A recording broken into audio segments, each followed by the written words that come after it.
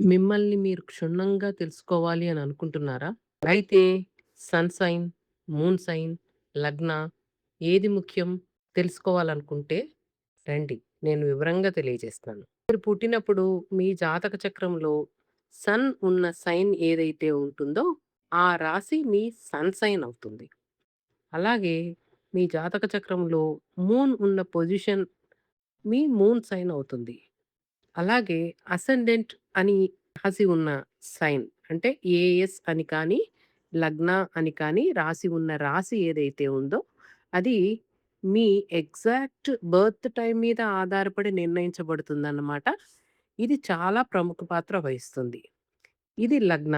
దీన్ని బట్టే మీ జీవితంలో మీరెంత ధనం సంపాదిస్తారు, మీ ఇల్లు, వాహనము, తల్లి, మీ పిల్లలు, మీకొచ్చే ఆహ్, రోగాలు, లేదా మీ వృత్తి స్థానము, మీ భర్త లేదా భార్య, మీ ఆయుష్ స్థానము, మీ తండ్రి, గురువు, మీ కర్మస్థానము, మీరు సంపాదించే ఎ గెయిన్స్, మీ నెట్వర్క్ సర్కిల్, మీ ఫైనల్ జర్నీ ఇవన్నీ లగ్నం నుంచి తెలుసుకోవచ్చనమాట.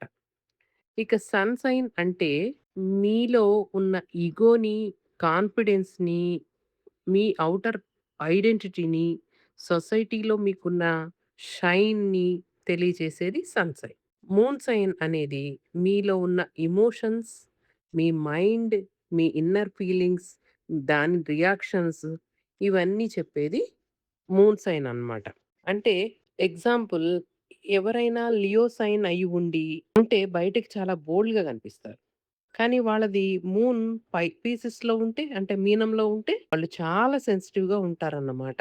సో, సన్ సైన్ గనక స్ట్రాంగ్‌గా ఉంటే మీరు కాన్ఫిడెంట్‌గా ఉంటారు. మూన్ సైన్ స్ట్రాంగ్‌గా ఉంటే మీలో ఎమోషనల్ బ్యాలెన్స్ అనేది ఉంటుంది. అదే లగ్న స్ట్రాంగ్‌గా ఉంటే మీ లైఫ్ మొత్తం స్టేబుల్‌గా బిల్డ్ అవుతుందని అర్థం.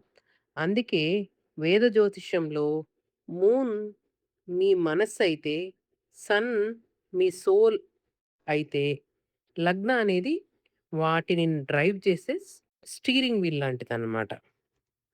విన్నారు కదా! మీ కన్‌ఫ్యూజన్ తీరిందనుకుంటాను. అయితే మీ లగ్న ఏంటి? ఈ కింద కామెంట్స్‌లో చెప్పండి.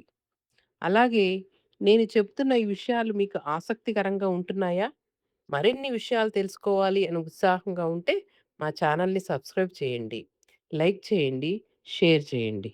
Thank you.